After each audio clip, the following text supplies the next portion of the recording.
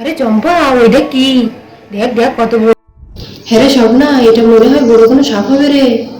আমার খুব ভয় লাগছে রে, সামনে আর যাওয়া যাবে না। হ্যাঁ রে স্বপ্না, দাঁড়া, এখনো ভয়ে পাল দিচ্ছি রে। তার আগে বন্ধুরা, তোমরা যদি মাকে ভালোবেসে থাকো তাহলে ভিডিওটিতে এক লাইক করো, আর যদি বাবাকে ভালোবেসে থাকো তাহলে কমেন্টে জানাও, আর যদি দুজনকে ভালোবেসে থাকো তাহলে একটি সাবস্ক্রাইব। ভাই তুমি কোথায়? এখানে কি যেন একটা দেখেছি, তুমি দ্রুত চলে আসো।